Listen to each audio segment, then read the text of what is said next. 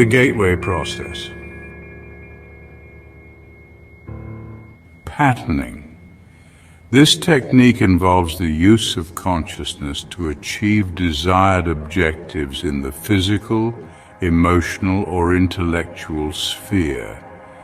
It involves concentration on the desired objective while in a focused 12 state, extension of the individual's perception of that objective into the whole expanded consciousness, and its projection into the universe with the intention that the desired objective is already a matter of established achievement, which is destined to be realized within the time frame specified.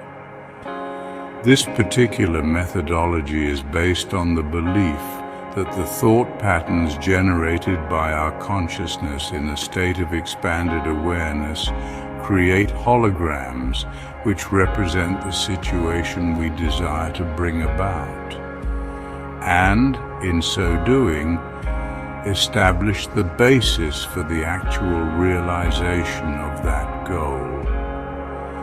Once the thought-generated hologram of the sought-after objective is established in the universe, it becomes an aspect of reality which interacts with the universal hologram to bring about the desired objective which might not, under other circumstances, ever occur. In other words, the technique of patterning recognizes the fact that since consciousness is the source of all reality, our thoughts have the power to influence the development of reality in time-space as it applies to us, if those thoughts can be projected with adequate intensity.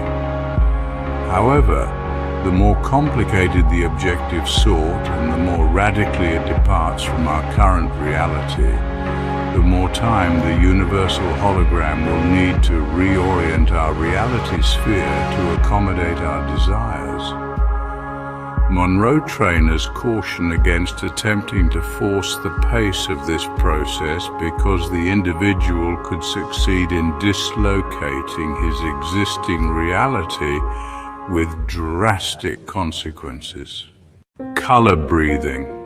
The next technique is called color breathing and is designed to use the expanded awareness and highly focused attentiveness associated with the focused 12 state to imagine various colors in a particularly intense and vivid manner, so as to use them to resonate with and in turn to activate the body's own energies.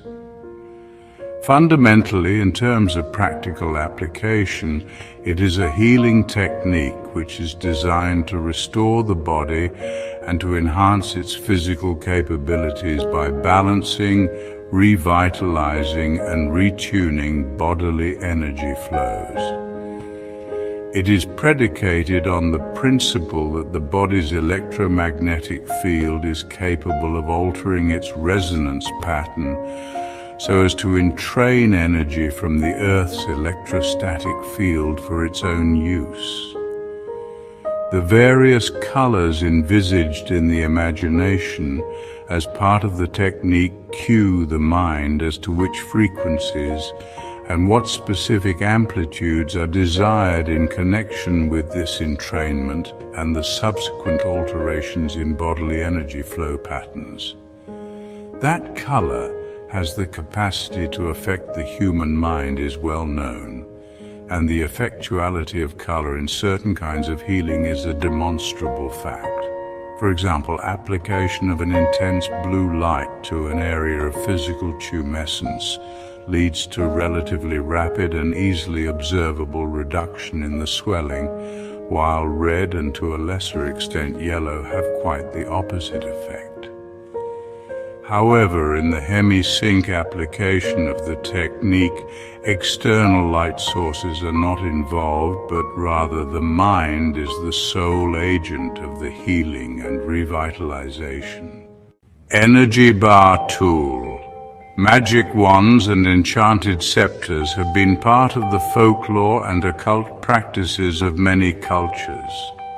The scepters, staffs, and maces carried by monarchs and high priests alike occur with such frequency in the history of bygone eras as to suggest that at the very least, these items are aspects of some type of archetypical symbol which the human mind seems to appreciate, perhaps quite subliminally.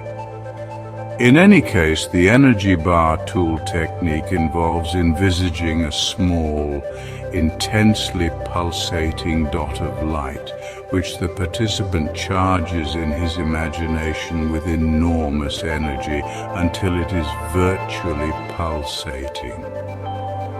The participant then extrudes the dot into the shape of a sparkling, vibrating cylinder of energy, which he then uses to channel force from the universe to selected parts of his body for purposes of healing and revitalization. Remote viewing. In addition, the energy bar tool is used as a portal for initiating a follow-on technique called remote viewing. In this context, the participant turns his bar of energy into a whirling vortex through which he sends his imagination in search of new and illuminating insights. The apparent purpose of the symbolism involved in the vortex seems to be to cue the subconscious and convey to it instructions as to what the participant wishes to do, but in terms of non-verbal symbols which the right hemisphere of the mind is capable of understanding.